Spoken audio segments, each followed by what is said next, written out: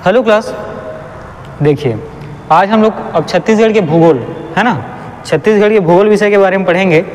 पिछली क्लास में हम लोगों ने छत्तीसगढ़ के इतिहास है ना, उस पिछली क्लास के पहले जितने भी छत्तीसगढ़ से संबंधित क्लास हुए हैं वो या तो छत्तीसगढ़ के इतिहास से संबंधित थे और दो तरीके से, कैसे, एक वंश क्रम से जहाँ से प्रश्न आपको क्या होंगे आने वाले पेपर में देखने को मिलेंगे। ठीक है, हम लोगों ने ज़्यादातर उसी टॉपिक को है ना वीडियो में शामिल किया है जहाँ से क्या होते हैं अक्सर प्रश्न पूछे जाते हैं या वहाँ से आने वाले समय में प्रश्न पूछे जाने की संभावना है। ठीक है, तो जो महत्वपूर्ण चीज़ें थी, ठीक है, उन सब चीज़ों को छत्तीसगढ़ के इतिहास में हम लोगों ने डेली 2 वीडियो के माध्यम से, ठीक है, वंश क्रम जो प्राचीन और मध्यकालीन छत्तीसगढ़ का इतिहास है उसको, और जो स्वतंत्रता संग्राम जो होता है 1857 से लेके जनरली छत्तीसगढ़ में 1854 से लेकर 1947 के बीच, उन सभी चीज़ों को हम लोगों ने क्या किया है अच्छे से पढ़ लिया है। उसमें आपका एक टॉपिक और बचा हुआ है कि जो रियासत होते हैं है ना, उनका क्या जब विलीनीकरण है ना, जब उनको क्या विलय किया जाता है, ठीक है, देश में, ठीक है, तो उससे संबंधित एक जो है वीडियो मैं कोशिश करूंगा कि 2-3 दिन में एक और सिंगल वीडियो उसके लिए लाया जाए। ठीक है, लेकिन एक सिंगल वीडियो में वो चीज़ें क्या हो जाएंगी, नहीं हो पाएंगी और बहुत सारे है ना, इतने सारे रियासत से, ठीक है, तो उसका एक लंबा वीडियो या मैराथन क्लास टाइप का देखा जाएगा। ठीक, तो खैर उन सब चीज़ों को हम लोग छोड़ते हैं और अभी हम लोग देखेंगे कि छत्तीसगढ़ की जो भूगर्भिक संरचना है इसके बारे में हम लोग क्या करेंगे, पढ़ेंगे। ठीक है, तो आज से आपका चालू हो रहा है छत्तीसगढ़ का भूगोल। ठीक है, अब देखिए हम लोग जो छत्तीसगढ़ की भूगर्भिक संरचना है ना, जो भूमि होती है, ठीक है, पूरे छत्तीसगढ़ में जो भूमि होती है ना, भूमि कहने का मतलब आपको देखने को इसके अंतर्गत क्या क्या देखने को मिलता है, कहीं मैदान वाला क्षेत्र होता है ना, कहीं क्या देखिएगा उबड़ खबड़ वाला जगह देखने को मिलता है, कहीं पहाड़ देखने को मिलेंगे, पठार देखने को मिलते हैं, उसी में क्या नदियाँ बहती हुई आपको देखने को मिलेगी, कुछ क्षेत्रों में आपको घाटी भी देखने को मिलते हैं। तो ये जो संरचना है अलग अलग प्रकार की जो ये आकृति है ना, ठीक है, ये इसके किसके कारण है, तो आपने है ना जब भारत का भूगोल आप पढ़ते होंगे तो वहाँ पे आप लोगों ने पढ़ा होगा प्लेट है ना, विवर्तनिका प्लेट, यही क्या करती है, जो जियोग्राफी है ना, भूमि से संबंधित, पहाड़ पठारी से संबंधित, नदियाँ यहाँ बहती हैं, उन सब चीज़ों से लेके है ना, इसका जो निर्धारण है ना वो प्लेट ही करता है। ठीक है, जैसे हमारे भारत का जो प्लेट है उसको यूरेशिया प्लेट के नाम से जाना जाता है। ठीक है, और उसी के अनुरूप जो है पूरे भारत का क्या होता है, जो स्थलाकृति है उसका स्ट्रक्चर बना हुआ है। तो इसी तरीके से हम छत्तीसगढ़ के बारे में अभी पढ़ेंगे कि छत्तीसगढ़ का जो भूगोल है उसकी जो भूगर्भिक संरचना है वो कौन से प्लेट से है ना, किस तरीके के चट्टानों से निर्मित है और इनका विविधता आपको अलग अलग क्षेत्र में देखने को मिलेगा। ठीक है, तो चलिए क्लास को हम लोग चालू करते हैं। तो सबसे पहले आपको याद रखना है कि छत्तीसगढ़ के भूगर्भिक संरचना में छत्तीसगढ़ की जो भूमि की संरचना है, ठीक है, तो पूरे छत्तीसगढ़ का जो है ना स्थलाकृतियाँ हैं या जो भूमि की संरचना है उसके बारे में याद रखेंगे। कहा जाता है कि प्रायद्वीपीय भारत का भाग है। ठीक है, प्रायद्वीपीय भारत कहने का मतलब है ना, जो गोदावरी नदी बेसिन का जो क्षेत्र होता है ना, ज़्यादातर आप मान सकते हैं दक्षिण भारतीय क्षेत्र, ठीक है, उसी का भाग, वहाँ की जैसे भूमि का स्ट्रक्चर है, भूगर्भिक स्ट्रक्चर है, वैसा ही समान है ना, वैसा ही सिमिलर, उसी तरह का, बिल्कुल उसी तरह का स्ट्रक्चर जो है भूमि का या भूगर्भिक संरचना का आपको कहाँ का देखने को मिलता है, छत्तीसगढ़ का। तो इस कारण जो है प्रायद्वीपीय भारत का भाग है ना, जो प्रायद्वीपीय भारत का भाग कहा जाता है किसको, तो छत्तीसगढ़ की स्थलाकृतियों को, छत्तीसगढ़ के भूगर्भिक स्ट्रक्चर को। ठीक है, और साथ ही इसको प्राचीन जो गोंडवाना लैंड है उसका हिस्सा माना जाता है। ठीक है, साथ ही इसको प्राचीन जो गोंडवाना लैंड है उसका क्या, तो हिस्सा माना जाता है। ठीक है, आप लोगों ने यहाँ पे 2 चीज़ देखा। पहली चीज़ ये देखा कि प्रायद्वीपीय भारत का क्या माना जाता है, हिस्सा माना जाता है, भाग माना जाता है। तो ऐसा क्यों है कि जो गोदावरी नदी बेसिन का जो क्षेत्र होता है आपको याद रखना है, ठीक है, या दक्षिण भारत का ज़्यादातर क्षेत्र आपको देखने को मिलेगा, उसका जो भूमि का भूगर्भिक जो स्ट्रक्चर है वो बिल्कुल ही वैसा ही है जैसे हमारे छत्तीसगढ़ के ज़्यादातर हिस्से में आपको देखने को मिलेगा। तो इसीलिए छत्तीसगढ़ को जो है प्रायद्वीपीय भारत का भाग है ना, किस बिहाफ पे, तो आपको याद रखना है भूगर्भिक संरचना के आधार पे माना जाता है। और साथ ही दूसरी बात आप याद रखेंगे कि जो प्राचीन गोंडवाना लैंड का हिस्सा भी माना जाता है, किसका, तो प्राचीन गोंडवाना लैंड का हिस्सा भी माना जाता है। अब देखेंगे ये जो भूगर्भिक संरचना है एक्चुअली होती क्या है, ये भूमि की संरचना होती है। क्या होती है? भूमि की संरचना होती है, या भूमि की जो विशिष्ट संरचना होती है, उसमें जो भौगोलिक तत्व क्या होते हैं, मौजूद होते हैं, ठीक है, उसकी क्या होती है? स्ट्रक्चर होता है। जैसे देखेंगे, है ना, भूमि में उपस्थित जो विशिष्ट संरचना, ठीक है, विशिष्ट संरचना कहने का मतलब मैदान होना, कहीं पहाड़ होना, पठार होना, ठीक है, कहीं से नदियों को निकलना, ठीक है, कहीं उच्च भूमि का होना, कहीं बंजर भूमि का होना, ठीक है, और उसके बाद उसमें हम लोग उसके चट्टान का टाइप देखते हैं, ठीक है, क्या होते हैं, अलग अलग चट्टान होते हैं और कई बार 2-3 चट्टानों से मिलकर बने होते हैं, और उसमें जो है खनिज उपलब्धता होती है, खनिज मिलते हैं, ठीक है, जैसे लोहा मिलता है, चूना पत्थर आपको देखने को मिलेगा, ठीक है, अलग अलग स्थानों पे आपको हीरा भी देखने को मिलता है, क्वार्टरजाइट, लोह का भी देखने को मिलेगा, है ना, सिलिका देखने को मिलता है, ठीक है, तो ये अलग अलग क्षेत्रों में देखने को मिलता है, अलग अलग भारत के जो भौगोलिक संरचना है। तो इसी में हम लोग भौगोलिक संरचना का मतलब या भूगर्भिक संरचना का मतलब क्या समझे कि जो भूमि में जो विशिष्ट संरचना होती है, संरचना किस प्रकार की, तो याद रखेंगे उसकी धरातली बनावट, क्यों बनी कैसी है ना, कहीं लाल पीली मिट्टी आपको देखने को मिलता है, कहीं काली मिट्टी आपको देखने को मिलता है ना, और कहीं रेतीली मिट्टी आपको देखने को मिलता है। तो ये ऐसी सब चीज़ें जो भौगोलिक तत्वों की धरावती बनावट है ना, भौगोलिक तत्वों की धरातली बनावट, उसी के बारे में बात किया गया है यहाँ पे, ठीक है। और ऊंचा उच्च प्रतिरूप, है ना, कहीं कहीं पर आपको ऊंची जो है पहाड़ी देखने को मिलती है, या भूमि ही ऊंची, है ना, आपको क्या देखने को मिलती है, ऊंची स्तर पर ऐसी आकृति आपको क्या होती है, देखने को मिलता है। और प्रवाह प्रणाली, है ना, ये जो नदी जल प्रवाह प्रणाली है जिसके बारे में मैंने आपको बताया वही है। और इन्हीं चट्टानों में क्या होता है, खनिज की उपलब्धता होती है, खनिज जैसे कि हम लोग यहाँ पे अभी पढ़ेंगे तो आपको देखने को मिलेगा लोह के बारे में, है ना, चूना पत्थर के बारे में, ठीक है, और कोयले के बारे में, तो इन सब चीज़ों के बारे में। और साथ ही कृषि प्रतिरूप, कृषि प्रतिरूप देखने को कहने का मतलब कि देखेंगे क्या, जो मध्य है ना, जो रायपुर का मैदान है, महानदी बेसिन का क्षेत्र है, यहाँ आपको अच्छा खासा कृषि आपको देखने को मिलता है। साथ ही दक्षिण भारत में अलग अलग कृषि, है ना, पूरे भारत में, पूरे छत्तीसगढ़ में आपको क्या देखने को मिलेगा, जो मध्य का हिस्सा है वहाँ धान की खेती ज़्यादा होती है, लेकिन यही जब उत्तरी क्षेत्र में हम लोग जाते हैं, उत्तरी उच्च भूमि जसपुर क्षेत्र में, है ना, या मैनपाट वाले क्षेत्र में, अमरकंटक क्षेत्र में, सरगुजा में, तो धान की खेती कम होती है, लेकिन वहाँ अन्य चीज़ों की खेती आपको देखने को मिलेगी, फलों की खेती आपको देखने को मिलता है ना, फलों की खेती आपको देखने को मिलेगी, मोटे अनाज की खेती आपको देखने को मिलता है, और कुछ सब्जियों की खेती वहाँ पे ज़्यादा मात्रा में आपको देखने को मिलेगी, लेकिन अनाज कम, क्योंकि इसका निर्धारण जो है इसकी कृषि प्रतिरूप के अनुसार होता है। जैसे अनाज है, गेहूँ है, गन्ना है, इसकी जो यथा स्थिति है वो छत्तीसगढ़ के मैदानी भागों में ज़्यादा अच्छा है, अनुकूल है, और यहाँ से इसकी उत्पादकता भी आपको ज़्यादा प्राप्त होती है। लेकिन इसी चीज़ को अपडेट करने वाले क्षेत्र में, पठारी क्षेत्र में, या अमरकंटक के पहाड़ वाले क्षेत्र में, सामरी पाट वाले क्षेत्र में इसका क्या करेंगे, उत्पादन करना चाहेंगे, आग उगाना, माफ़ करिएगा, फसल उगाना चाहेंगे, ठीक है, अनाज उगाना चाहेंगे, तो वहाँ क्या होता है, उसका उत्पादन उतना नहीं मिलेगा, ठीक है, वहाँ ऐसा हो जाएगा कि आपकी मेहनत ज़्यादा लगेगी और उत्पादकता, है ना, मेहनत कम और उसका परिणाम जो है आपको, मेहनत ज़्यादा और परिणाम जो है कम देखने को मिलता है।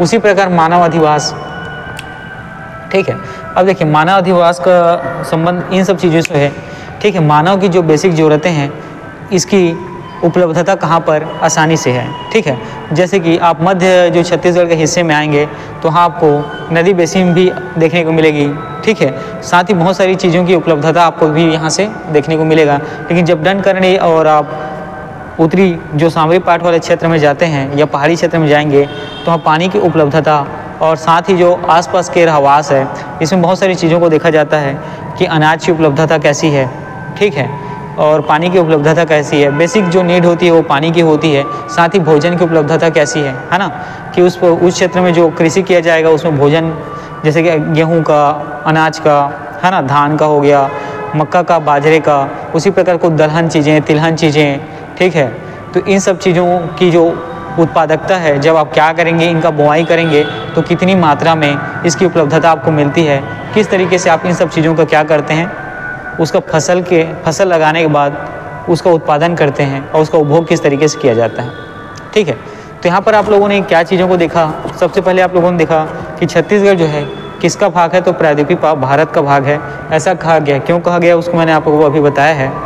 उसके बाद आप लोगों ने देखा कि छत्तीसगढ़ जो है प्राचीन गोंडवाना लैंड का हिस्सा है। किसका? तो प्राचीन गोंडवाना लैंड का हिस्सा है। इसी में आप आगे देखते हैं कि जो विशिष्ट संरचना होती है, भूगर्भिक संरचनाएं क्या होती है।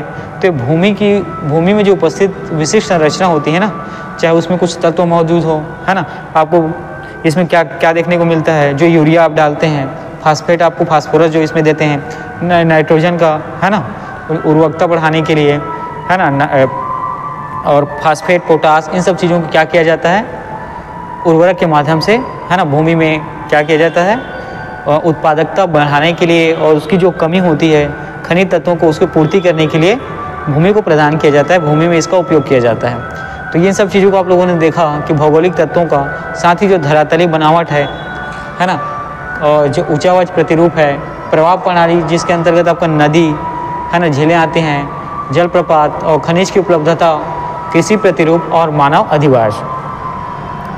ठीक है, इतनी सारी चीज़ों को आप क्या करेंगे, अच्छे से, ठीक है, मेमोराइज करेंगे। बेसिक इन सब चीज़ों को बताने का उद्देश्य ये था कि यही चीज़ें आपको पूरे वीडियो में, जैसे कि आज हम लोग भूगर्भिक संरचना के 3 जो प्रकार है उसके बारे में देखेंगे, और इसके बाद जो वीडियो आएगी उसमें 3 अन्य प्रकार के बारे में देखेंगे। उसके बाद जो है भूगर्भिक संरचना आपको क्या हो जाएगी, कंप्लीट हो जाएगी। तो इसमें बताने का मेन उद्देश्य देखिएगा कि एक्चुअल में, है ना, मनुष्य रहता कहता है, मनुष्य खाएगा पिएगा क्या, मनुष्य की जो शारीरिक संरचना है किस प्रकार होगी, है ना। शारीरिक संरचना के कहने का मतलब कि उसका, है ना, रंग किस प्रकार से होगा, ठीक है, रंग किस प्रकार से होगा, आँखें, पूरी शरीर की जो स्ट्रक्चर है वो निर्धारित कौन करता है, तो वो करता है भूगोल का जो पर्यावरण है वो, ठीक है, भूगोल के आसपास का जो इन्वायरमेंट है वही। और इन्वायरमेंट कहने का मतलब जो वहाँ के पानी है, खनिज है, कृषि का प्रतिरूप है, मानव किस तरीके से रहते हैं, वहाँ की धरातली बनावट में किन चीज़ों का आप उत्पादन कर सकते हैं खाद्य पदार्थ के रूप में, ये सारी चीज़ें क्या करती हैं, निर्धारित करती हैं। चलिए अब आगे बढ़ते हैं और देखेंगे आर्कियन सेल समूह के बारे में, ठीक है। तो छत्तीसगढ़ में पहला आपको याद रखना है आर्कियन सेल समूह, जिसको आद्य महाकल्पी सेल समूह भी कहा जाता है। तो भूगर्भिक संरचना देखिए, जो 6 पूरे छत्तीसगढ़ में आपको, है ना, ऐसे ही 6 अलग अलग प्रकार की चट्टानें या सेल समूह देखने को मिलती है, और इन्हीं 6 से मिलकर जो है पूरे छत्तीसगढ़ की जो भूगर्भिक संरचना है वो बनी हुई है, ठीक है। आपको 6 अलग अलग, ठीक है, पूरे छत्तीसगढ़ में आपको इसी तरीके की 6 अलग अलग सेल समूह देखने को मिलेगा, और इन्हीं 6 सेल समूह से देखिए, है ना, आर्कियन सेल समूह और आद्य महाकल्पी सेल समूह याद रखना है कि ये 3 सेल समूह जिसके बारे में हम लोग आज की वीडियो में पढ़ेंगे, और आने वाले वीडियो में 3 और सेल समूह के बारे में पढ़ेंगे। तो कुल 6 सेल समूह आपको देखने को मिलेंगे हमारे छत्तीसगढ़ में, और पूरे छत्तीसगढ़ का जो भूगर्भिक संरचना है वो जो है यही 6 सेल समूह से क्या हुआ है, बना हुआ है, ठीक है। इन्हीं 6 सेल समूह से जो है छत्तीसगढ़ की जो भूमि है ना, पूरी छत्तीसगढ़ की जो भूमि है, साथ ही जो प्रवाह प्रणाली है, जो पर्वत है, पठार हैं, वो सब इन्हीं 6 सेल समूह से क्या है, निर्मित है, ठीक। तो पहला है आपका याद रखना है आर्कियन सेल समूह या आद्य महाकल्पी सेल समूह, ठीक है। आर्कियन सेल समूह या आद्य महाकल्पी सेल समूह दोनों क्या है, एक ही नाम है, आपको याद रखना है। अब इसके बारे में याद रखना कि सर्वाधिक प्राचीन सेल समूह है, ठीक है। आर्कियन सेल समूह या आद्य महाकल्पी सेल समूह जो है क्या है, तो सर्वाधिक प्राचीन मतलब सबसे पुरानी है ना, सबसे पुरानी जो है ये सेल समूह है, ठीक है। तो सबसे पुरानी कहने का मतलब जब भूमि बनी है ना, जब भूमि का जब प्रारूप बना था, स्ट्रक्चर बना था, संरचना हुई थी, तो सबसे पहले यही सेल समूह कौन सा, तो आर्कियन सेल समूह आपको देखने को मिलता है, ठीक है। सबसे पहले क्या हुआ, यही बनता है। इसके बाद कुछ बहुत लंबे समय बाद इसमें अपर्दन के कारण या अन्य किसी तरीके की जो प्राकृतिक या मानवीय गतिविधि के कारण इसमें क्या होता है, परिवर्तन होता है, और परिवर्तन होकर ये क्या होता है, दूसरे रूप में इसका प्रस्तर होता है ना, दूसरे रूप में परिवर्तन होता है, ठीक।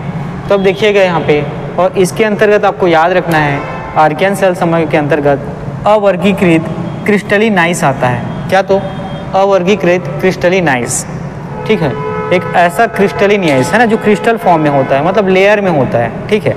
क्या होता है, लेयर में होता है, क्षणभंगुर होता है, ठीक है। उसको अलग अलग जगह पे पीटने पे क्या होते हैं, वो क्रिस्टल रूप में क्या होते हैं, अलग हो जाते हैं, ठीक है।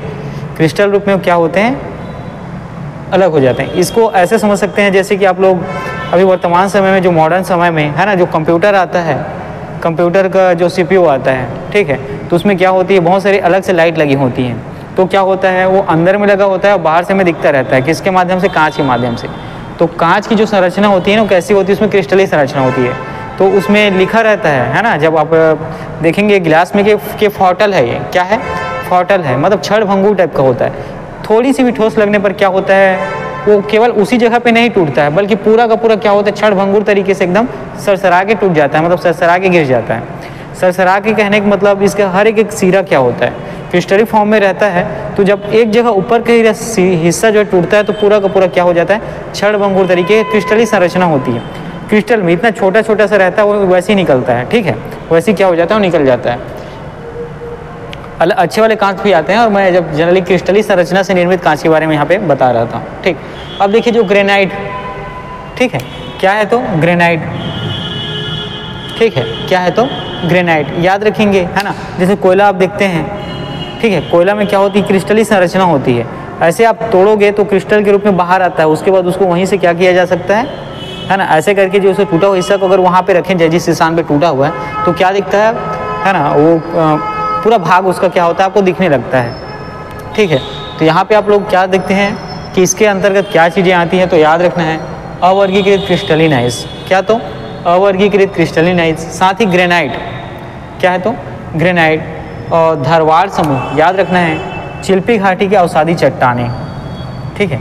तो आर्कियन सेल समूह के अंतर्गत आप लोगों ने किन चीज़ों को देखा, आपने देखा अवर्गीकृत क्रिस्टलीन आइस को, किसको तो अवर्गीकृत क्रिस्टलीन आइस को, साथ ही ग्रेनाइट को, ठीक है, साथ ही किसको तो ग्रेनाइट को, और धारवाड़ समूह जो चिल्पी घाटी के अवसादी चट्टानें हैं वो भी आर्कियन सेल समूह या आद्य महाकल्पी सेल समूह के समय की क्या है, मानी जाती हैं।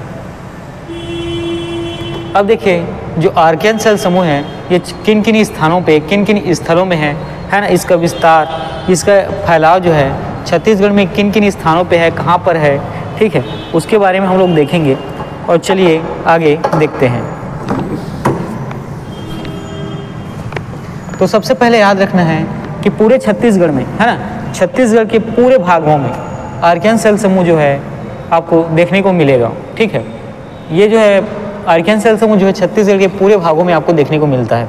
हालांकि आपको याद रखना है प्रतिशत वाइज देखेंगे तो छत्तीसगढ़ की जितनी कुल भूभाग है उसके 50% हिस्सों में आप क्या होता है, इसका विस्तार होता है। लेकिन पूरे छत्तीसगढ़ में देखने का ये आर्कियन सेल समूह का विस्तार, इसका कहने का मतलब ये है कि बीच बीच के क्षेत्रों में पूरे छत्तीसगढ़ में, है ना, पूरे छत्तीसगढ़ के, चाहे वो मध्य छत्तीसगढ़ का भाग हो, दंडकारण्य के भाग हो, ठीक है, पूर्वी बघेलखंड का भाग हो, ठीक है, या जो कवर्धा वाला चिल्पी घाटी का क्षेत्र है वहाँ पे पूरे छत्तीसगढ़ में थोड़ी थोड़ी मात्रा में, है ना, क्या होता है, ये आपको देखने को मिलता है। और ऐसे ही 50% क्षेत्र में छत्तीसगढ़ में इसका विस्तार है, ठीक है। तो आप लोगों ने यहाँ पे क्या देखा कि आर्कियन सेल समूह का विस्तार जो है कहाँ है, पूरे छत्तीसगढ़ में है, संपूर्ण छत्तीसगढ़ में है। और याद रखना है सर्वाधिक प्राचीन है, कैसा है तो सर्वाधिक प्राचीन है, मतलब सबसे पहले जो बनने वाली सेल समूह है कौन है तो आर्कियन सेल समूह है। और बाद में इससे परिवर्तन होता है और उसके बाद अलग सेल समूह आपको क्या होते हैं, यहाँ से अलग चट्टानें निर्मित देखने को मिलते हैं। और इसके अंतर्गत जो है अवर्गीकृत क्रिस्टलीन नाइस आता है, ठीक है। इसके अंतर्गत क्या आता है तो आपको याद रखना है अवर्गीकृत क्रिस्टलीन नाइस, साथ ही ग्रेनाइट, धारवाड़ समूह की चट्टानें, जो चिल्पी घाटी क्षेत्र है वहाँ की अवसादी चट्टानें भी आर्कियन सेल समूह के अंतर्गत आती हैं। अब विस्तार के बारे में हम लोगों ने देखा कि संपूर्ण छत्तीसगढ़ में इसका विस्तार आपको हर क्षेत्र में देखने को मिलेगा, जब मैदान क्षेत्र हो या दंडकारण्य का क्षेत्र हो या रायपुर दुर्ग उच्च भूमि वहाँ का जो क्षेत्र हो, ठीक है, या बिलासपुर के आसपास का क्षेत्र हो, बिलासपुर संभाग, ठीक है, या आपको सरगुजा के आसपास का क्षेत्र हो, वहाँ भी आपको क्या होते हैं देखने को मिलता है। अब देखेंगे महानदी घाटी, है ना, कुछ चीज़ों को यहाँ पे क्या किए हम लोगों ने शामिल किए हैं और कुछ चीज़ों को शामिल नहीं किया गया है, ठीक है, क्योंकि ये बहुत ही विस्तृत है और आपको एक वीडियो के माध्यम से सारी चीज़ों को बता पाना, है ना, मुमकिन नहीं है। तो फिर भी जो जरूरी चीज़ें हैं, है ना, पेपर को देखते हुए उन सब चीज़ों को यहाँ पे शामिल करने का कोशिश किया गया है। और कुछ भी इंपॉर्टेंट चीज़ जो छुटी हुई उसको हम लोग अगले वीडियो के माध्यम से कवर करेंगे। तो महानदी घाटी वाले क्षेत्र में देखेंगे जो सीमांत उच्च भूमि की जो सेल हो, सीमांत उच्च भूमि, यहाँ जो है आर्कियन सेल समूह जो है क्या होता है ज़्यादा, है ना, ज़्यादा या अधिक देखने को मिलेगा, ज़्यादा या अधिक मात्रा में आपको देखने को मिलता है, ठीक है। महानदी घाटी और साथ ही सीमांत उच्च भूमि के क्षेत्रों में जो आर्कियन सेल समूह या आद्य महाकल्पी सेल समूह क्या होता है ज़्यादा इसका फैलाव या विस्तार यहाँ पर इन क्षेत्रों में आपको देखने को मिलता है। कहाँ? तो महानदी घाटी के क्षेत्र पर, महानदी घाटी के आसपास के क्षेत्रों में और जो सीमांत उच्च भूमि है वहाँ पर। ठीक है, ये जो है आपका दुर्ग के आसपास का क्षेत्र में। अब देखिए बस्तर पठार के अधिकांश भाग जो है ये आर्कियन शैल समूह से निर्मित है। ठीक है, बस्तर पठार का जो अधिकांश भाग है वो आर्कियन शैल समूह से निर्मित है, आपको याद रखना है। ठीक है, जो बस्तर पठार का अधिकांश भाग है वो आर्कियन शैल समूह से निर्मित है। साथ ही महानदी घाटी क्षेत्र में इसका फैलाव अधिक है और सीमांत उच्च भूमि क्षेत्र में भी इसका फैलाव अधिक है। अब देखते हैं दंडकारण्य के अधिकांश भाग जो है आर्कियन शैल समूह से निर्मित है, याद रखना है। दंडकारण्य के अधिकांश भाग में ज़्यादातर पूर्वी और पश्चिमी भाग में आपको आर्कियन शैल समूह या आद्य महाकल्पी शैल समूह देखने को मिलता है। साथ ही डोंगरगढ़ में भी, है ना, डोंगरगढ़ के पास जो पहाड़ी है ना, वहाँ गुलाबी रंग की चट्टानें, मतलब डोंगरगढ़ में गुलाबी रंग की जो चट्टानें हैं वो आर्कियन शैल समूह या आद्य महाकल्पी शैल समूह आपको याद रखना है। ठीक है, यहाँ से प्रश्न पूछा गया है। ठीक, तो यहाँ पे आप लोगों ने देखा क्या कि महानदी घाटी और उच्च सीमांत भूमि में जो है आर्कियन शैल समूह या आद्य महाकल्पी शैल समूह का विस्तार आपको ज़्यादा देखने को मिलता है। साथ ही बस्तर पठार के अधिकांश भाग में भी आपको आर्कियन शैल समूह या आद्य महाकल्पी शैल समूह देखने को मिलेगा और बस्तर पठार के ज़्यादातर पूर्वी और पश्चिमी हिस्सों में और दंडकारण्य क्षेत्र के अधिकांश भाग में भी आपको आर्कियन शैल समूह से निर्मित चट्टानें देखने को मिलेंगी। और आगे हम लोग बढ़ें तो देखेंगे डोंगरगढ़ में, तो डोंगरगढ़ के में जो पहाड़ी की चट्टानें होती हैं वो गुलाबी रंग की होती हैं और ये जो है आर्कियन शैल समूह या आद्य महाकल्पी शैल समूह से संबंधित होती हैं। चलिए अब हम लोग जो छत्तीसगढ़ का मैदान है उस इलाके में आते हैं, तो अब देखेंगे रायगढ़ और जशपुर जिले के अधिकांश क्षेत्र जो है आर्कियन शैल समूह या आद्य महाकल्पी शैल समूह से क्या हुए हैं, बने हुए हैं। ठीक है, रायगढ़ या जशपुर जिले के अधिकांश क्षेत्र, ठीक है, आपको याद रखना है रायगढ़ या जशपुर जिले का अधिकांश क्षेत्र जो है यहाँ ये जो है आर्कियन शैल समूह या आद्य महाकल्पी शैल समूह से क्या होते हैं, यहाँ पे उसका फैलाव विस्तार आपको देखने को मिलता है। ठीक है, साथ ही लोयस्क की मात्रा भी आर्कियन शैल समूह या आद्य महाकल्पी शैल समूह में विद्यमान होती है। ठीक है, आपको याद रखना है कि लोयस्क जो है आर्कियन शैल समूह और आद्य महाकल्पी शैल समूह में क्या होता है, इसका विस्तार आपको देखने को मिलता है। और दंडकारण्य क्षेत्र में भी जो लोयस्क की प्राप्ति होती है उसमें इसी चट्टानों से ही उसका क्या किया जाता है, खनन किया जाता है। इसी चट्टानों से अलग अलग माध्यम से उसको क्या किया जाता है, निकाला जाता है।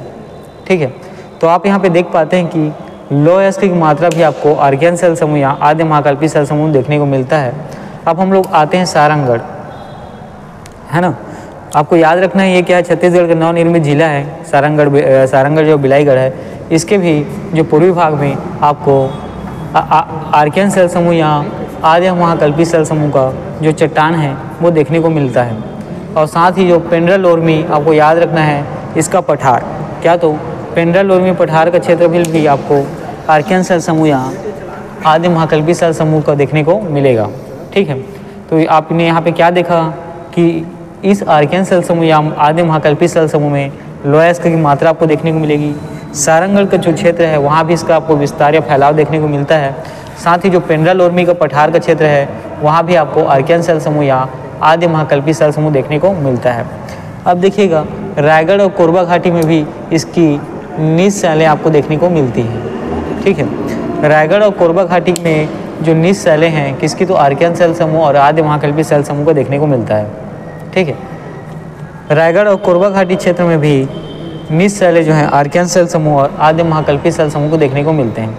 अब यहाँ पे जैसे मैंने आपको बताया कि छत्तीसगढ़ के लगभग 50% हिस्सों में किसका विस्तार है, तो आर्कियन शैल समूह का विस्तार है। आप याद रखेंगे, भले ही ये पूरा छत्तीसगढ़ के में है ना, जो इसका जो है अधिक विस्तार आपको देखने को मिलता है, अधिक फैलाव जो है महानदी घाटी और सीमांत उच्च भूमि के क्षेत्रों में, और जो अलग क्षेत्र होते हैं जैसे पठारी क्षेत्र या दंडकारण्य का क्षेत्र हो गया, वहाँ बीच बीच में ये चट्टानें आपको क्या होंगी, देखने को मिलेंगी।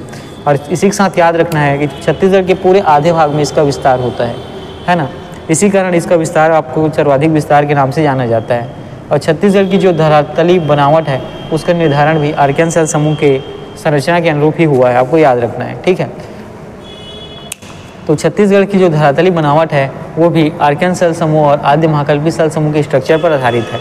तो यहाँ पे आप लोगों ने देखा, ठीक है, कि रायगढ़ और जशपुर जिले के जो अधिकांश क्षेत्र हैं वहाँ भी आर्कियन शैल समूह का विस्तार आपको देखने को मिलता है। इसमें लोयस्क की मात्रा उपस्थित रहती है। ठीक है, पेपर में कभी ऐसा पूछा जाएगा तो आपको याद रखना है आर्कियन सेल समूह में क्या लोएस्क की मात्रा होती है, तो आपको उत्तर लेना है हाँ में, ठीक है।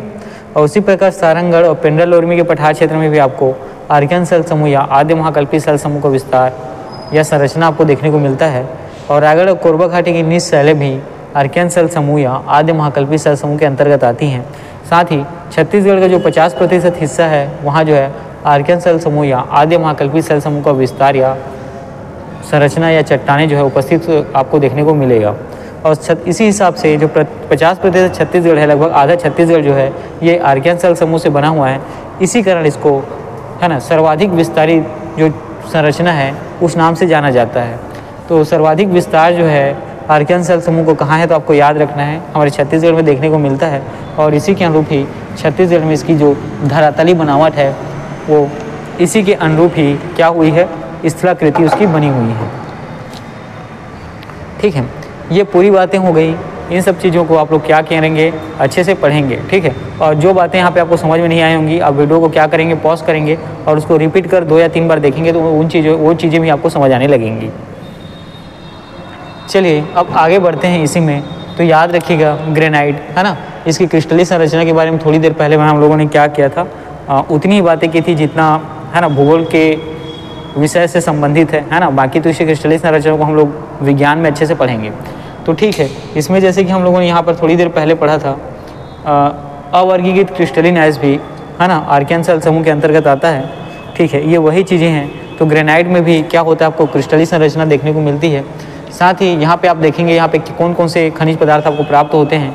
तो आर्कियन सेल समूह या आद्य महाकल्पी सेल समूह में आपको ग्रेनाइट, फेल्सपार है ना, फेल्सपार जिसको बोलते हैं, क्वार्टर्ज है ना जो सीसा सिलिका निर्माण में काम होता है, अभ्रक है ना, अभ्रक का जो है उपयोग बहुत जगह पे इसको आपको देखने को मिलेगा है ना। जो रंग वाले क्षेत्र हैं वहाँ पे देखने को मिलता है, रंग व्यवसाय करने वाले क्षेत्र में, सजावट वाले क्षेत्र में, हार्न ब्लेड, ठीक है, हार्न ब्लेड, ये सभी क्या होते हैं आर्कियन सेल समूह की चट्टानों में आपको देखने को मिलता है।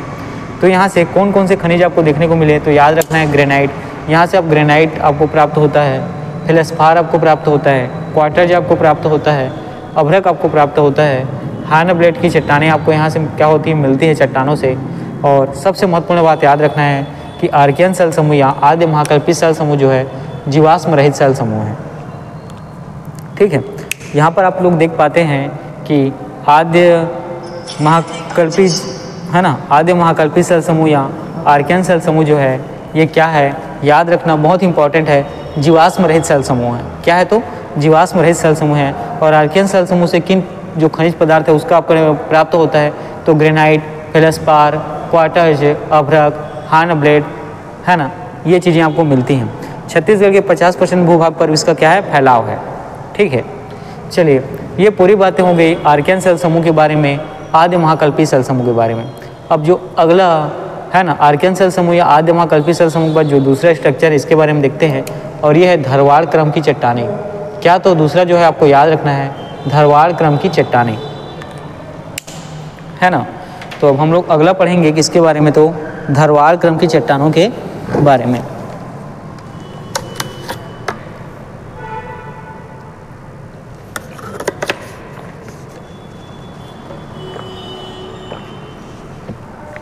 देखिए धरवाड़ क्रम की चट्टानों के बारे में जैसे हम लोगों ने यहाँ पे आर्कियन सेल समूह के बारे में पढ़ा, उसी तरीके से है ना धरवाड़ क्रम की जो चट्टानें इसके बारे में भी हम लोग पढ़ेंगे। तो आर्कियन सेल समूह जो याद रखना कि सर्वाधिक प्राचीन है, ठीक है। ऐसा प्रश्न में कुछ भाषा में पूछा जा सकता है उसके समयकाल के अनुसार कि आर्कियन सेल समूह का समयकाल क्या था, है ना। जैसे हम लोग इसके पहले क्या राजवंश के बारे में पढ़ रहे थे, है ना। तो उसके जो शासक थे पहले कौन आया उसका क्रम, या कौन कौन से राजवंश पहले आए हैं उसका क्रम, उसी तरीके से यहाँ पे क्रम पूछा जा सकता है। जैसे कि आर्कियन सेल समूह सबसे प्राचीन है, और उसके बाद धरवाड़ क्रम की जो चट्टानें हैं याद रखना ये लगभग 2.50 करोड़ वर्ष पुरानी है ना, जिसको 2.5 बोलते हैं हम लोग, ठीक है, 2.5।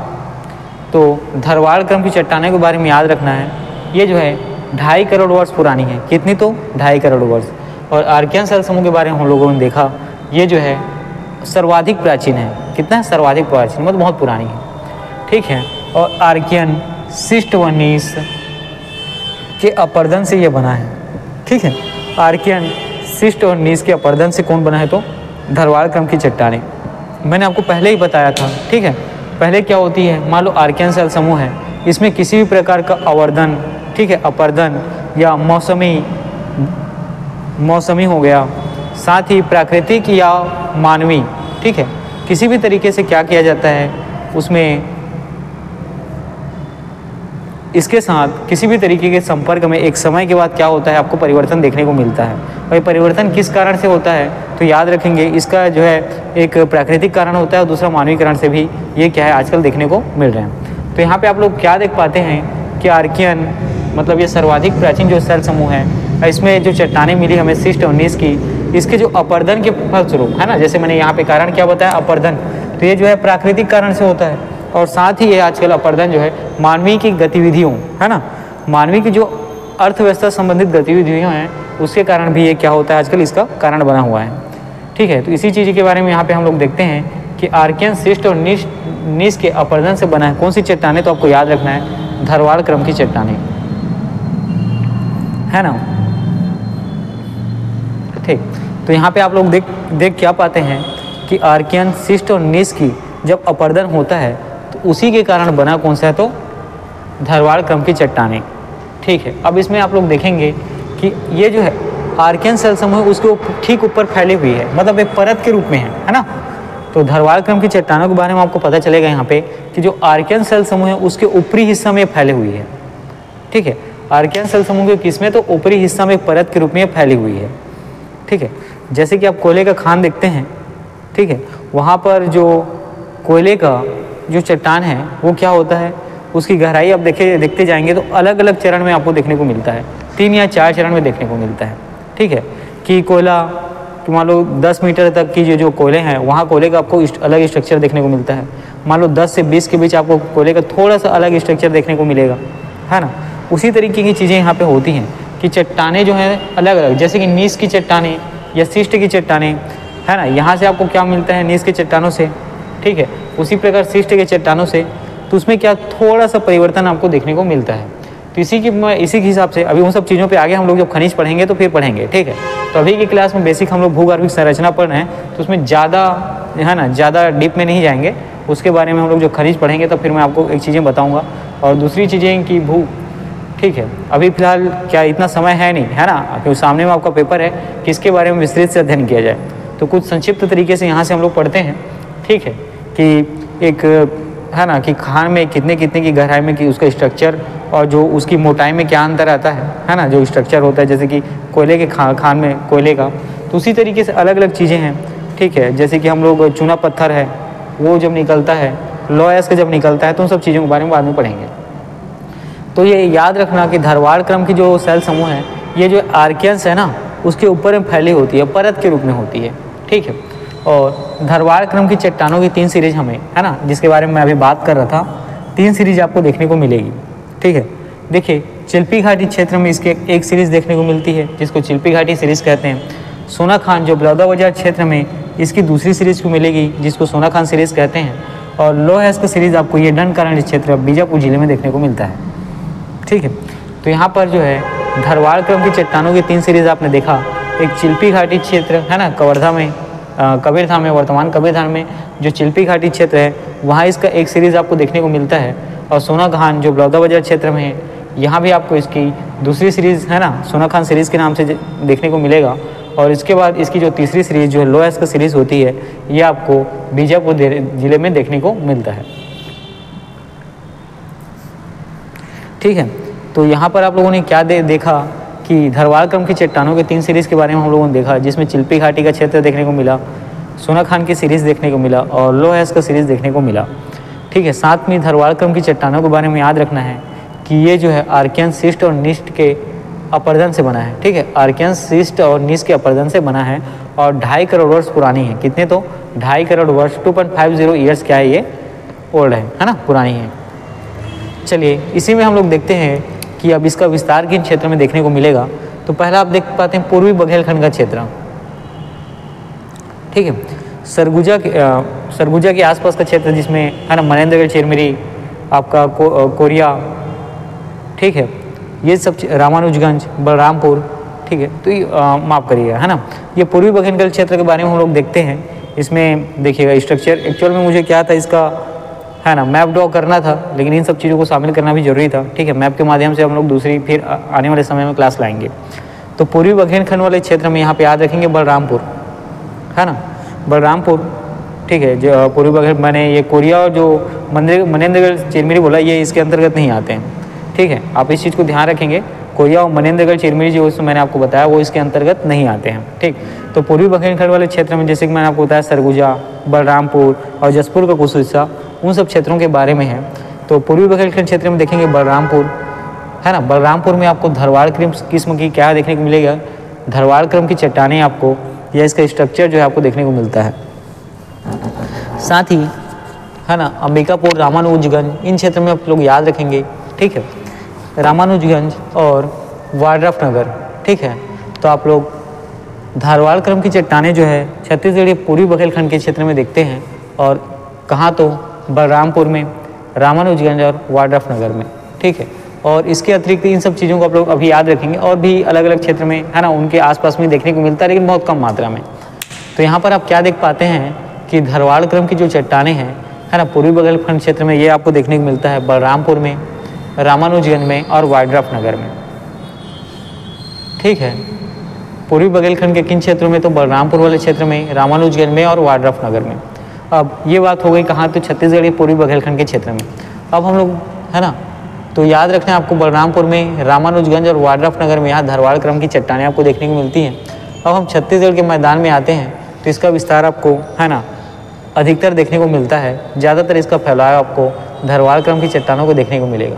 और देखिए ये देखने को मिलता है कहाँ, तो दुर्ग में, कहाँ तो दुर्ग में, कबीरधाम में, बालोद में, बेमेतरा में, रायगढ़ जिले में, गरियाबंद जिले में, है ना, और ये बलौदाबाजार जिले में, और ये मेरे ख्याल से डोंगरगढ़ के आसपास का क्षेत्र होगा, है ना, ये कहाँ तो डोंगरगढ़ के आसपास का क्षेत्र होगा, और ये है मुंगेली, ठीक है, मुंगेली जिले में। तो यहाँ पे आप लोग क्या देख पा रहे हैं कि छत्तीसगढ़ के मैदान में भी आपको धरवाड़ क्रम की चट्टानें देखने को मिलती हैं, ठीक है। पूर्वी बघेलखंड में धरवाड़ क्रम की चट्टानें कहाँ देखने को मिली, तो हमें मिला था बलरामपुर में, रामानुजगंज में और वाड्रफ नगर में। अब छत्तीसगढ़ के मैदान में कहाँ देखने को मिलता है, तो सबसे पहले आपको याद रखना है दुर्ग में, कबीरधाम में, बेमेतरा बालोद में, रायगढ़ में, गरियाबंद में और बलौदाबाजार और मुंगेली में।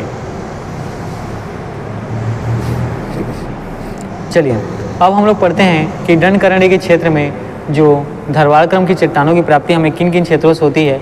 तो दंडकारण्य के क्षेत्र में आपको सबसे पहले तो याद रखना है जगदलपुर में, ठीक है, कहाँ तो जगदलपुर में, और आगे भानु प्रतापपुर में, ठीक है, आगे कहाँ तो भानु प्रतापपुर आपको याद रखना है, जगदलपुर वाला ही इलाका है, और दंतेवाड़ा में, और ये है आपका बालोद में, और साथ ही ये है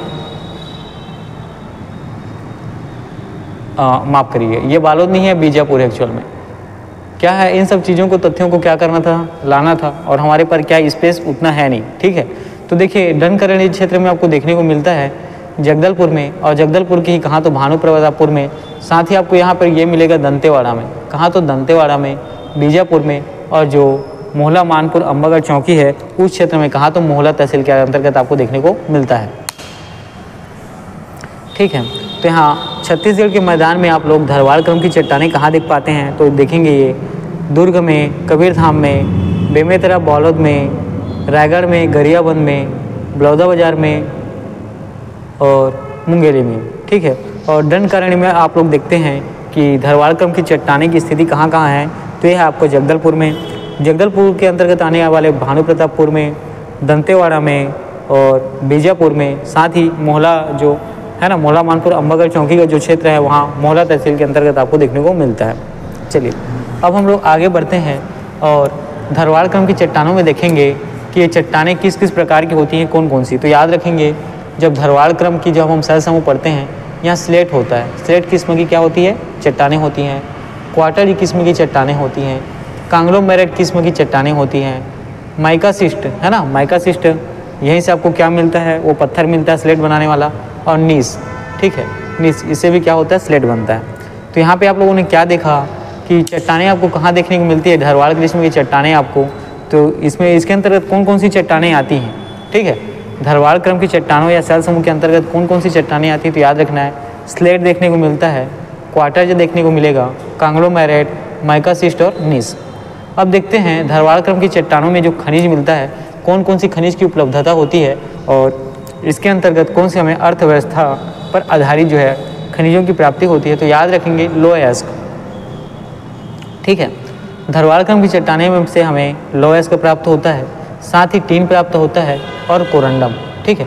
ये सारी जो खनिज पदार्थ है महत्वपूर्ण है और ये हमें प्राप्त कहाँ से होता है, तो आपको याद रखना है ढरवाल क्रम की चट्टानों से, है ना। जहाँ जहाँ भी ढरवाल क्रम का चट्टान होगा वहीं पर केवल आपको ये जो खनिज है ये दिखेंगे, लोएस्क, टीन और कोरंडम। हम ये जो है लोएस्क, टीन और कोरंडम ये आपको कहाँ देखने को नहीं मिला है, तो आर्कियन सेल समूह में आना तो आपको टीन देखने को मिलेगा और नहीं कोरंडम, लेकिन वहाँ पे देखिए कुछ मात्रा में, है ना, इसमें भी आपको लोएस्क की कुछ मात्रा देखने को मिली थी। इसके बारे में मैंने आर्कियन सेल समूह बताया था, वो इंपॉर्टेंट चीज़ है, उसको आपको याद रखना है कि आर्कियन सेल समूह या आद्य महाकल्पी सेल समूह में लोएस्क की क्या कुछ मात्रा होती है, उपस्थित होती है, तो आपको आंसर लेना है हाँ। क्योंकि यहाँ पर भी हम लोग जो पढ़ते हैं ढरवाल क्रम में, तो यहाँ याद रखना है लोएस्क, टीन और कोरंडम जो है ये क्या है, तो मुख्य खनिज के तौर पर यहाँ से प्राप्त होते हैं। और देखिए जो ढरवाल क्रम की चट्टानें हैं ये खनिज की दृष्टि से देखा जाए तो सर्वाधिक समृद्ध है, ठीक है, क्योंकि यहाँ से खनिज जो है बहुत अधिक मात्रा में आपको क्या होते हैं, प्राप्त होते हैं और बहुत अधिक मात्रा में खनिज मिलते हैं, ठीक है। मतलब अलग अलग प्रकार के जो खनिज हैं बहुत अधिक मात्रा में मिलते हैं, इसी कारण इसको जो है सर्वाधिक समृद्ध कहा गया है, ठीक।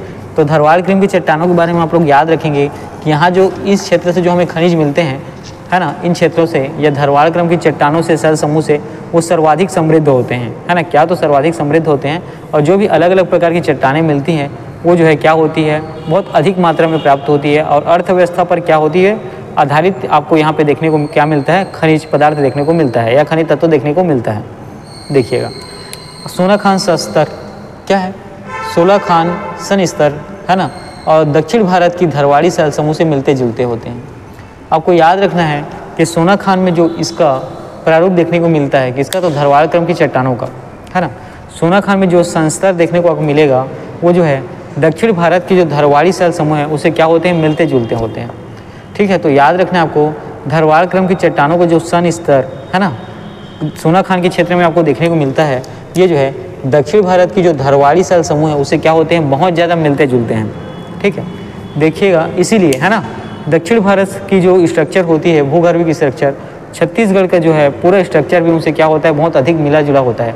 इसी कारण ही छत्तीसगढ़ को जो है प्रायद्वीपीय भारत का क्या माना जाता है, भाग माना जाता है ना। लेकिन इसका मतलब ये नहीं है छत्तीसगढ़ जो है प्रायद्वीपीय भारत का क्या होता है, यहाँ पे भाग तो माना जाता है लेकिन है ना, और हिस्सा माना जाता है, लेकिन क्या प्रायद्वीपीय भारत के अंतर्गत छत्तीसगढ़ आता है, तो आपको नहीं, है ना, उसका आंसर नहीं आता है,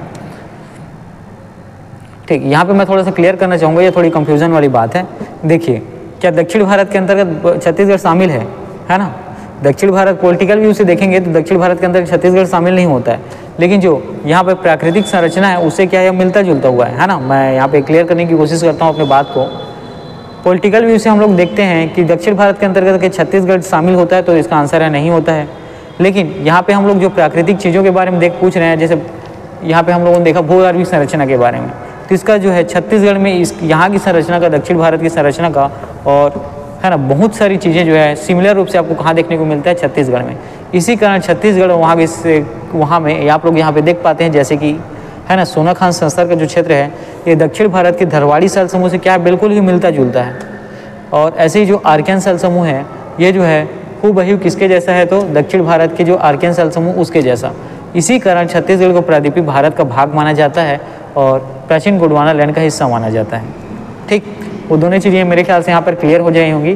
पॉलिटिकल व्यू से आप लोग देखेंगे तो क्या छत्तीसगढ़ दक्षिण भारत का हिस्सा है, तो नहीं है, लेकिन इसकी जो संरचना है, जो बनावट है, भूगर्भिक स्ट्रक्चर जो है भूमि का, वो लगभग यहाँ और दक्षिण भारत में दोनों जगह क्या होती है, समान रूप से पाई जाती हैं। उनकी जो क्लासिफिकेशन वो भी क्या होती है, समान होती है ना, उस ठीक है, उनकी जो क्लासिफिकेशन लगभग समान रहती है। इसी कारण क्या होता है, इसको प्रायद्वीपीय भारत का भाग माना जाता है, ठीक।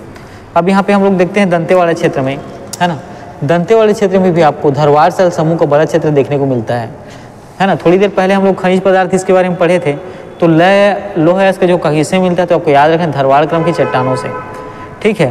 तो दंतेवाड़ा भी जो है क्या है, ये बहुत ही है ना लौह अयस्क के क्या उत्पादन के लिए बहुत ही फेमस है, लौह अयस्क की उपलब्धता के लिए क्या है, बहुत ही प्रसिद्ध है।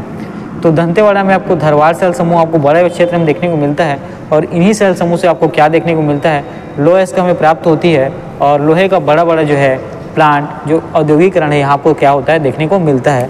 और वो क्या करते हैं, इन पदार्थों को वहाँ से खनन करते हैं, वहाँ से निकालने का काम करते हैं। ठीक है। तो दंतेवाड़ा का जो धरवाड़ सेल समूह है, याद रखेंगे बड़ा क्षेत्र आपको देखने को मिलता है, और वो क्षेत्र है राव घाट पहाड़ी। ठीक है, आपको याद रखना है राव घाट की जो पहाड़ी है, यहाँ से लौह अयस्क का क्या होता है, उत्पादन होता है। ठीक है। नारायणपुर में भी लौह अयस्क का उत्पादन आपको देखने को मिलता है ना। भानु प्रतापपुर जो कांकेर वाला क्षेत्र है, वहाँ भी आपको देखने को मिलेगा आरी डोंगरी की पहाड़ी। ठीक है। तो दंतेवाड़ा का जो क्षेत्र है, रावघाट पहाड़ी, नारायणपुर, भानु प्रतापपुर और आरी डोंगरी पहाड़ी, इन सब चीज़ों में धरवाड़ सेल समूह से क्या होता है, ये बना होता है, और यहाँ से लौह अयस्क का क्या है ना उपलब्धता जो है पर्याप्त मात्रा में है, और उसका उत्खनन भी है ना NMDC और CMDC जैसे जो संस्थान है ना मिनरल संस्थान है, उनके द्वारा क्या है किया जाता है। तो यहाँ पर आप देख पाएँ कि दंतेवाड़ा का धरवाड़ सेल समूह का जो सबसे बड़ा क्षेत्र विस्तृत कहाँ है, धरवाड़ सेल समूह का तो वो है दंतेवाड़ा क्षेत्र में, है ना। मतलब ये दंतेवाड़ा या डनकरण क्षेत्र में आप कह सकते हैं, जहाँ रावघाट पहाड़ी, नारायणपुर, भानु प्रतापपुर और आरी डोंगरी पहाड़ी के अंतर्गत ये जो है शामिल है।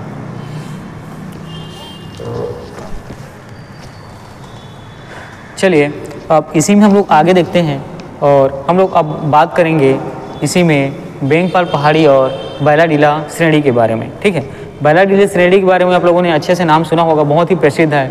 यहाँ से क्या किया जाता है, लौह अयस्क का खनन किया जाता है ना। लौह अयस्क के यहाँ पर्याप्त मात्रा में भंडारण आपको देखने को मिलता है, जो कई है ना जो अलग अलग स्थानों में कई ब्लॉकों में क्या है स्थित है। ठीक है। और इसका निर्धारण जो है ना जो मिनरल न्यास है ना या संगठन है, उनके द्वारा किया गया है। तो देखिए यहाँ पे बेंगपाल श्रेणी है ना, ये भी किसका भाग है, तो धरवाड़ क्रम की चट्टानों का। ठीक है। बेंगपाल श्रेणी के बारे में याद रखना है कि ये जो है धरवाड़ क्रम की चट्टानों का, और साथ ही बैलाडीला श्रेणी, ये दोनों ही धरवाड़ क्रम की चट्टानों का क्या है, भाग है, हिस्सा है। ठीक है। यहाँ पर आप देख पाते हैं कि बेंगपाल श्रेणी और बैलाडीला श्रेणी के जो भाग या हिस्सा है, ये किसका है, तो धरवाड़ क्रम की चट्टानों का। इंपॉर्टेंट है, आपको याद रखना है कि धरवाड़ क्रम की चट्टानों का भाग या हिस्सा कौन सा है, तो बेंगपाल श्रेणी और बैलाडीला श्रेणी। अब बेंगपाल श्रेणी में आपको मिलता क्या है, तो देखेंगे यहाँ शिष्ट चट्टाने, स्लेट चट्टाने, बलुआ पत्थर और क्वार्टरजेट, ये हमें कहाँ से मिलते हैं, तो बेंगपाल श्रेणी से। ठीक है। देखिए जो मैं खनिज कहता हूँ ना, तो जैसे कि यहाँ पे मैंने स्लेट कहा, तो स्लेट चट्टानों से ही हमें स्लेट मिलता है। उसी प्रकार बलुआ पत्थर जो है ना, इसकी जो है क्या होती है, उस तरीके की चट्टानों जिससे क्या होती है, निर्मित होती है, उसी चट्टानों से हमें मिलता है। जैसे लौह अयस्क जो है, लौह आयरन ओर है ना, जो लौह अयस्क की श्रेणी है, धरवाड़ श्रेणी जिसके अंतर्गत वो आती है, वहीं से ही आपको लौह अयस्क मिलेगा, किसी दूसरे चट्टान की श्रेणी से आपको लौह अयस्क नहीं मिलेगा। ठीक है। तो आप लोग यहाँ पे देखेंगे कि बेंगपाल श्रेणी से हमें शिष्ट, स्लेट, बलुआ पत्थर और क्वार्टरजेट के चट्टान क्या है देखने को मिलते हैं। और हम लोग आगे बढ़ते हैं और देखेंगे बैलाडीला श्रेणी। क्या, तो बैलाडीला श्रेणी, बैलाडीला श्रेणी के अंतर्गत हमें क्या होता है, लौह अयस्क देखने को मिलते हैं, और लौह अयस्क के प्रकार में क्या होता है, हेमेटाइट है ना। और आगे हम लोग देखते हैं क्वार्टरजाइट और गुनराइट, ये सभी हमें कहाँ से मिलते हैं, तो बैलाडीला श्रेणी जो गोंडवाना क्रम के सेल समूह का क्या है, भाग है, हिस्सा है।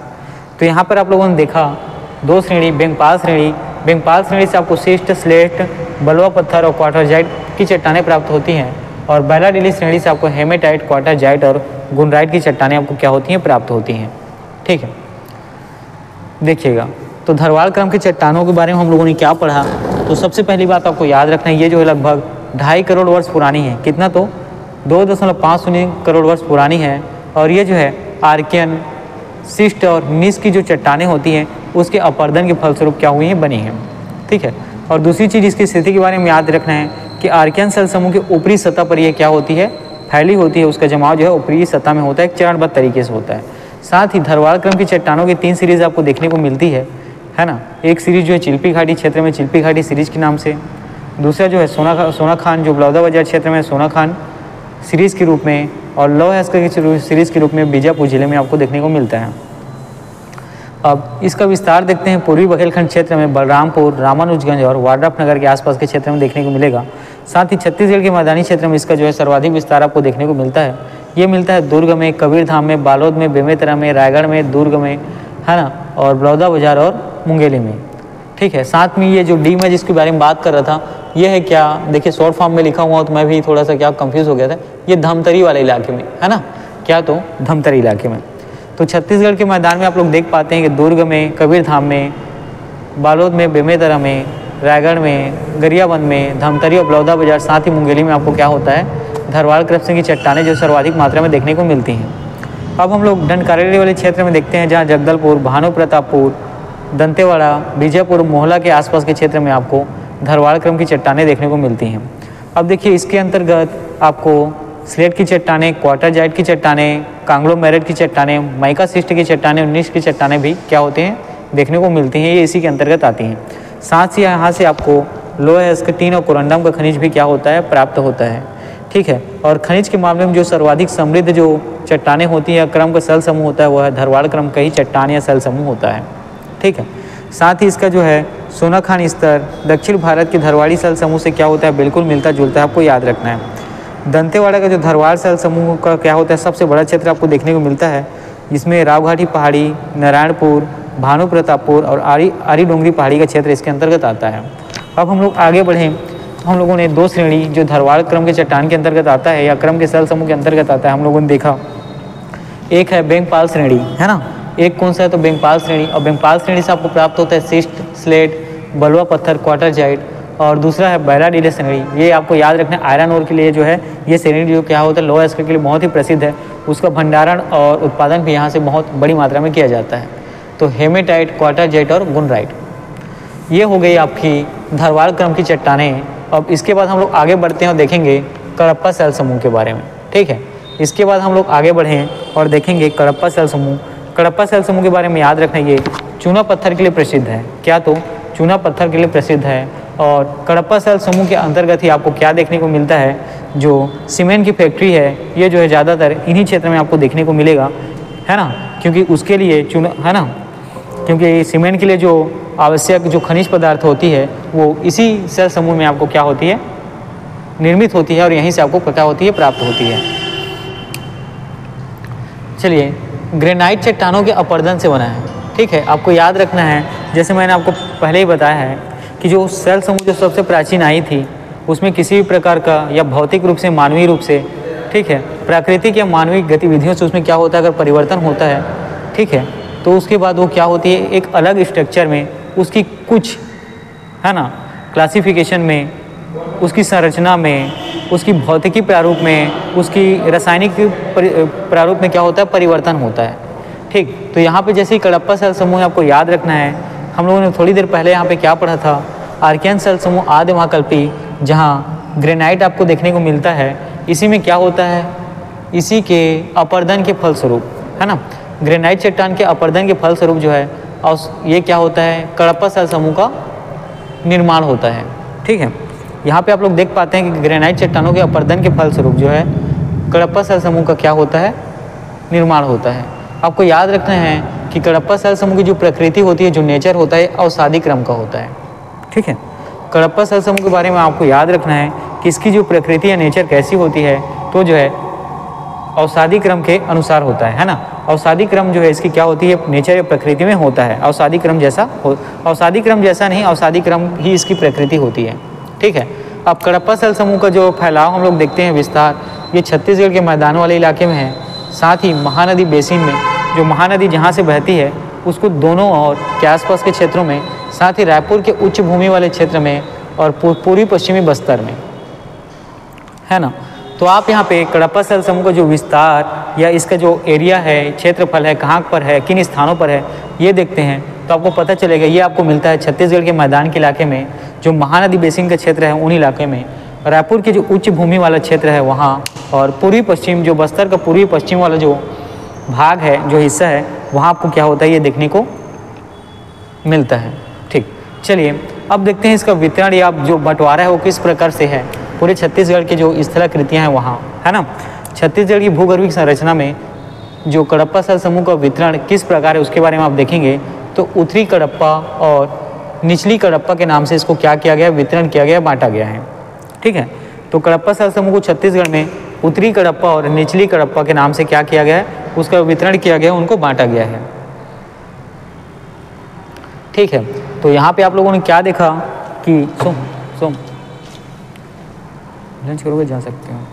ठीक है, तो यहाँ पे आप लोग देख पाते हैं वितरण में, है ना, जो कडप्पा सेल समूह का वितरण है, इसमें आप देख पाते हैं कि वितरण जो है उत्तरी कडप्पा और निचली कडप्पा दो क्रम में इसका किया गया है, दो भागों में किया गया है। ठीक है, तो उत्तरी कडप्पा का जो ये स्थान है, उत्तरी कडप्पा किन स्थानों के जो कडप्पा सेल समूह या चट्टान को कहा गया है, तो आपको याद रखना है सारंगढ़ और जो रायगढ़ के मैदान का क्षेत्र है, आपको याद रखेंगे उसको उत्तरी कडप्पा, है ना, उसको उत्तरी कडप्पा के नाम पे क्या किया गया है, पुकारा जाता है या उत्तरी कडप्पा के नाम से जाना जाता है। इसका एक पहचान याद रखेंगे, रंग जो है जामुनी और गुलाबी रंग का होता है। इस क्रम की चट्टानें आपको याद रखेंगे, इसका रंग जो है जामुनी और लाल रंग का होता है ना। और इसका वितरण या भाग जो बंटवारा आप लोगों को देखने को मिला, कहाँ पे मिला, तो सारंगढ़ और रायगढ़ के आसपास के जो मैदानी क्षेत्र हैं वहाँ पे। और इसका जब रंग आप देखते हैं जामुनी और लाल रंग का, तब आप समझेंगे कि वो क्या चीज़ है, उत्तरी कडप्पा है। ठीक है, और ये जो है महानदी के ऊपरी हिस्सा में भी इसका जो है आपको वितरण देखने को मिलता है, किसका, तो उत्तरी कडप्पा का। ठीक है, महानदी के ऊपरी हिस्सा में भी आपको उत्तरी कडप्पा का क्या होता है, विस्तार देखने को मिलता है। साथ ही आपको याद रखना है कि बालूमय होता है, क्या, तो बालुकामय होता है, मतलब इसमें रेत की, बालू की मात्रा भी होती है। ठीक है, तो उत्तरी कडप्पा में आप लोगों ने क्या देखा है, आप देख पाते हैं कि जो छत्तीसगढ़ का मैदान है ना, छत्तीसगढ़ के मैदान में कहाँ पर, तो आपको याद रखना है सारंगढ़ और रायगढ़ के मैदान में ये जो है, इसका रंग आपको याद रखना है जामुनी और लाल रंग से क्या होता है, देखने को मिलेगा। और निचली कडप्पा के रूप में, और देखिए मैदान के और कुछ भागों में, जैसे महानदी के ऊपरी भाग में भी आपको, है ना, अब महानदी के आसपास क्षेत्र है तो क्या होता है, इसमें बालू और रेत के कण आपको देखने को मिलते हैं, इसीलिए महानदी के ऊपरी भाग में भी देखने को ये मिलता है, ऊपरी कडप्पा जो है, और बालू में होती है, मतलब इसमें बालू की मात्रा या कण आपको देखने को मिलता है। अब देखिए अगला है निचली कडप्पा, ये जो है शक्ति क्षेत्र के आसपास में मिलती है, और इससे जो है चूना पत्थर हमें क्या होता है, प्राप्त होता है। ठीक है, तो ये कहाँ देखिए निचली कडप्पा, इसका जो है स्ट्रक्चर या चट्टान आपको कहाँ देखने को मिलता है, शक्ति क्षेत्र में, कहाँ, तो शक्ति क्षेत्र में, और इसी से हमें चूना पत्थर क्या होता है, प्राप्त होता है। ठीक है, तो इन दोनों चीज़ों को आप समझ गए होंगे कि कडप्पा सेल समूह को दो अलग अलग भागों में वितरण किया गया था, एक उत्तरी कडप्पा और निचली कडप्पा के नाम से। निचली कडप्पा का क्षेत्र आपको याद रखना है शक्ति क्षेत्र है, और इससे चूना पत्थर की प्राप्ति होती है। और ऊपरी कडप्पा में आप लोग याद रखेंगे सारंगढ़ रायगढ़ का मैदान जो होता है, और इसका रंग आपको याद रखेंगे जामुनी और लाल रंग का होता है, और साथ ही महानदी के ऊपरी भागों में आपको देखने को मिलता है, और इसमें जो है बालुकामय होता है। इसका कहने का मतलब उसमें रेत के कण क्या होते हैं, बालू की मात्रा होती है।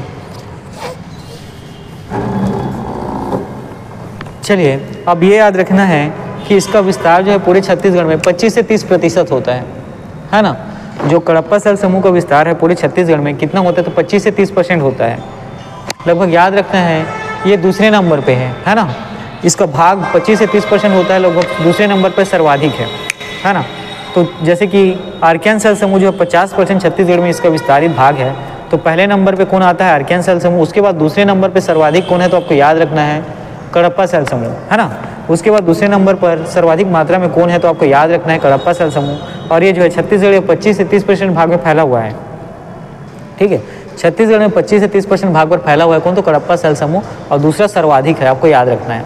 अब देखिए जो कडप्पा सेल समूह से हमें क्या प्राप्त होता है, तो याद रखेंगे चूना पत्थर की प्राप्ति होती है ना। और डोलोमाइट यहीं से मिलता है। ठीक है, डोलोमाइट जो है कडप्पा सेल समूह से मिलता है, और इसकी जो हिर्री माइंस आप याद रखेंगे ना, बिलासपुर में है। ठीक है, डोलोमाइट को लेकर उत्पादन होता है। देखिए चूना पत्थर के चट्टान से हमें चूना पत्थर प्राप्त होता है। डोलोमाइट भी क्षेत्र जो है किससे मिलता है, कडप्पा सेल समूह से, है ना। डोलोमाइट का चट्टान होता है, उसी से डोलोमाइट में निकाला जाता है। और क्वार्टर्स आपको याद रखना है। ठीक है, तो देखिए कडप्पा सेल समूह से आपको कौन से खनिज प्राप्त होते हैं, तो याद रखना है चूना पत्थर, डोलोमाइट और क्वार्टर्स। ठीक है, इंपॉर्टेंट है। साथ ही औषधि जो कडप्पा सेल समूह है, इसको पुराना संघ नाम से भी जाना जाता है। क्या, तो पुराना संघ नाम। ठीक है, कहीं पे कडप्पा सेल समूह ना देके पुराना संघ नाम दे दिया गया, तो आपको उसको याद रखना है, दोनों क्या है, एक ही चीज़ें हैं। तो कडप्पा सेल समूह को पुराना संघ नाम से भी जाना जाता है। और याद रखेंगे पुराना संघ नाम, बैगनी रंग का जो बलुआ पत्थर ये आपको देखने को मिलेगा बालोद में, इंपॉर्टेंट है ना। जो कडप्पा सेल समूह का बैगनी रंग का जो बलुआ पत्थर होता है, ये आपको कहाँ देखने को मिलता है, तो बालोद में। ठीक है, आपको याद रखना है कि कडप्पा सेल समूह जो है बालोद में, इसका जो स्ट्रक्चर किस प्रकार होता है, तो याद रखना है बैगनी रंग का होता है बलुआ पत्थर। ठीक, अब चलिए महानदी बेसिन और मध्यवर्ती मैदान में 50%, है ना, ये पूरे छत्तीसगढ़ में 25 से 30% तो इसका विस्तार है, ठीक है। और इन्हीं से 25 से 30% में से जो 50% है, जो आधा भाग है, ये महानदी बेसिन और मध्यवर्ती मैदान में आपको देखने को मिलता है, ठीक है। इससे क्या आपको मिलता है, चूना पत्थर मिलता है, और इसी के कारण जो सीमेंट क्या होता है, इससे क्या जो सीमेंट क्या होता है, बनाया जाता है, ठीक है। सीमेंट क्या होता है, बनाया जाता है, और इसी क्षेत्र में इसकी उपलब्धता होने के कारण इन क्षेत्रों में क्या होता है, जो इंडस्ट्रीज़ हैं, सीमेंट फैक्ट्री क्या होती हैं, पास में जल्दी से सुलभ रूप से उपलब्धता के कारण लगाई गई हैं, ठीक है। तो आप यहाँ देख पाते हैं कि महानदी बेसिन और मध्यवर्ती मैदान का जो 50% भूभाग में, मतलब इसका पूरा विस्तार तो छत्तीसगढ़ में 25 से 30% है, लेकिन 25 से 30% का भी 50% आपको कहाँ देखने को मिलता है, महानदी बेसिन और मध्यवर्ती मैदान में, ठीक है। तो कडप्पा जो शैल समूह है चूना पत्थर के प्रसिद्ध है, इसका जो इस्तेमाल किसके लिए होता है, चूना पाउडर का इस्तेमाल होता है सीमेंट फैक्ट्री में, है ना, सीमेंट फैक्ट्री में इसका इस्तेमाल होता है। तो 50% भूभाग में जब ये प्राप्त होता है छत्तीसगढ़ के महानदी बेसिन और मध्यवर्ती में, इसी कारण यहाँ से पास के क्षेत्र में मिलने के कारण, उपलब्धता के कारण जो बहुत सारे सीमेंट फैक्ट्री वो क्या होंगे, इसी मैदानी क्षेत्र में आपको देखने को मिलते हैं। कहाँ से, तो रायपुर, दुर्ग, भिलाई में, ठीक है। अब देखिएगा इसका विस्तार आपको कडप्पा शैल समूह को आपको देखने को मिलता है जगदलपुर में, है ना, कोंडागांव में, और दक्षिण पश्चिम में आपको देखने को कोंडागांव के दक्षिण पश्चिम हिस्से में और बीजापुर के दक्षिण पश्चिम हिस्से में, ठीक है। तो आप यहाँ पे कडप्पा शैल समूह देख पाते हैं कि आपको कहाँ कहाँ मिलता है। तो दंडकारण्य आपको जगदलपुर में देखने को मिलेगा, कोंडागांव के दक्षिण पश्चिम वाले भाग में, ठीक है। कोंडागांव के कहाँ, तो दक्षिण पश्चिम वाले भाग में, और बीजापुर के दक्षिण पश्चिम वाले भाग में, ठीक है। साथ ही नारायणपुर में कुछ मात्रा में, अबूझमाड़ पहाड़ी के सोनपुर और पललकोट के मध्य के क्षेत्र में भी आपको कडप्पा शैल समूह देखने को मिलता है, ठीक है। नारायणपुर और अबूझमाड़ पहाड़ी के, है ना, सोनपुर और पललकोट के मध्य क्षेत्र में भी आपको जो है कडप्पा शैल समूह आपको देखने को मिलता है। चलिए एक छोटी सी संक्षिप्त में देखते हैं कि कडप्पा शैल समूह आपको याद रखना, ये जो है ग्रेनाइट चट्टानों के अपर्दन से बना है, और इसकी प्रकृति जो है अवसादी क्रम की है, ठीक है। छत्तीसगढ़ के मैदान, महानदी बेसिन, रायपुर उच्च भूमि और पूर्वी पश्चिमी बस्तर में इसका क्या विस्तार आपको देखने को मिलता है। और जो कडप्पा है इसको दो भागों में वितरण किया गया है, उत्तरी कडप्पा और निचली कडप्पा। निचली कडप्पा का क्षेत्र आपको याद रखना है शक्ति क्षेत्र, जहाँ चूना पत्थर मिलता है, और उत्तरी कडप्पा में आपको याद रखना है सारंगढ़, रायगढ़ का मैदान रंग जामुनी और लाल होता है। साथ ही महानदी के आसपास का ऊपरी हिस्सा वहाँ आपको देखने को मिलता है, लेकिन यहाँ जो इसकी प्रकृति में क्या होती है, बालूमय हो जाती है। बालू क्या होता है, रेत, है ना, क्योंकि महानदी के नदी के आसपास का इलाका है, तो इसमें रेत के कण शामिल हो जाते हैं। पूरे छत्तीसगढ़ में 25 से 30% भूभाग पर इसका फैलाव है, याद रखना। इसी के साथ यह जो दूसरा सर्वाधिक मात्रा में क्या होता है, इसका फैलाव आपको देखने को मिलता है। और इसी 25 से 30% में से जो 50% ये आपको छत्तीसगढ़ के मैदान वाले इलाके में देखने को मिलता है। इसी कारण, है ना, इसकी उपलब्धता के कारण उन क्षेत्रों में जो प्लांट लगाए गए हैं, सीमेंट फैक्ट्री लगाए गए हैं, वो क्या है, उसकी आसानी से उपलब्धता के कारण ही है, ठीक है। और चूना पत्थर, डोलोमाइट और क्वार्टरजाइट, इससे हमें खनिज मिलते हैं। पुराना संघ नाम से यह जाना जाता है। और बालोद क्षेत्र में जो इसका जो चट्टान मिलता है वो उसका रंग है बैगनी रंग और बलुआ पत्थर होता है ना, बलुआ पत्थर का रंग बैगनी होता है। और महानदी बेसिन और मध्यवर्ती मैदान में 50% भूभाग पे ये है। जगदलपुर, कोंडागांव का दक्षिण पश्चिम और बीजापुर का दक्षिण पश्चिम क्षेत्र में आपको देखने को मिलेगा। नारायणपुर क्षेत्र में और साथ ही अबूझमाड़ पहाड़ी के सोनपुर और पललकोट के मध्य क्षेत्र में भी आपको कडप्पा शैल समूह देखने को मिलता है।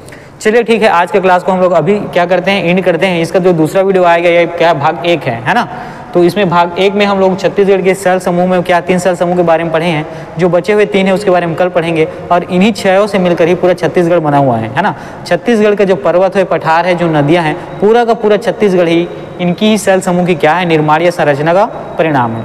चलिए ठीक है, आज का क्लास क्या थोड़ा सा लंबा हो गया, इसको मैं यहीं पे एंड करता हूँ। और इसके बाद जब नेक्स्ट क्लास में हम लोग क्या करेंगे, अगला जो क्लास आएगा नेक्स्ट क्लास का आप वेट करिए, फिर थोड़ी देर बाद आपको क्लास मिल जाएगा, 1 घंटे बाद। चलिए ठीक है।